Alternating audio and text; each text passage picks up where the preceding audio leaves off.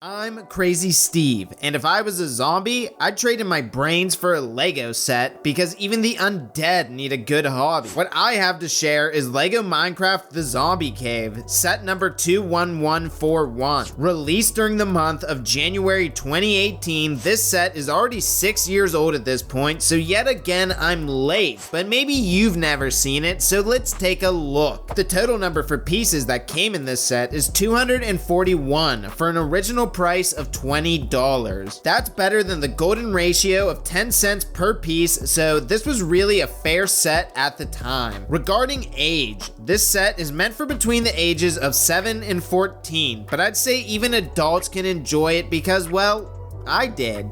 Enough of the boring stuff. Let's move on to the building process. We see the set being built upon multiple large plates, which is what we're familiar with. First, you start by putting together the figures and building multiple Minecraft elements such as the ore, furnace, and TNT. Next, you go on to building up the base for all of the structures in the model, such as the cave area, grassy area, and the water area. Upon putting that all together, you start vertically building the set's cave and lava features. No parts of this build are really complex and are all very straightforward. Whenever building this one, I found myself enjoying the process and wishing there was more whenever I was finished. Now, what do I think after completing it? Well, I think it's one of the better Minecraft sets I've built with a lot of details that add to the experience. The structures we built look nice, with caves always being a very familiar and welcome scene in Lego Minecraft. The color choices work really well, with the splashes of color from the lava and ores being an excellent touch amongst the grays. While the build is nice, this set, like a lot of ones from Lego Minecraft, focuses on its play elements too and creates an immersive experience for the person playing. Across the build, you'll find multiple different elements that add to the immersion. Most of these features come in the form of mineable ores, but there's also a sliding platform that drops blocks that sit above it. All of these add to the experience and capture different elements of the game in brick form. Getting into the minifigures, Steve isn't anything special himself, appearing in 28 total sets from Lego Minecraft over the years. This one does come featured with an iron pickaxe and an iron helmet, which is a nice touch, though nothing really crazy. He also comes with a cookie, which is something you are less likely to see in other sets. Our other figures are the zombies, both an adult zombie and a baby zombie. Donning purple pants and a blue shirt, there's nothing special about these figures that is exclusive to this set. All in all, it's a good minifigure selection because these characters and mobs are iconic, though there is nothing special to them. Wrapping up this look back at Lego Minecraft The Zombie Cave, we can see it is a Lego Minecraft experience that packs a lot of character in a smaller set. The build and included play features are right in line with what you'd expect from a Lego Minecraft set at this price point. You have to look at this set from the perspective of that it was meant to be played with and roleplay within.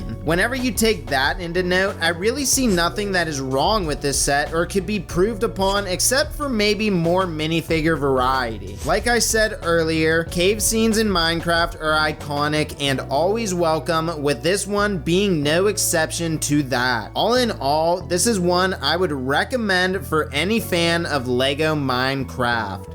Thank you for watching. If you enjoyed the video, just consider leaving it a like. If you've seen any of my other videos, tell me how you liked this one compared to those. Is the editing getting better? How does my voice sound? All feedback is listened to and appreciated. If you want, sub to the channel for more Lego reviews, builds, all things brick related, and until next time, people, stay crazy.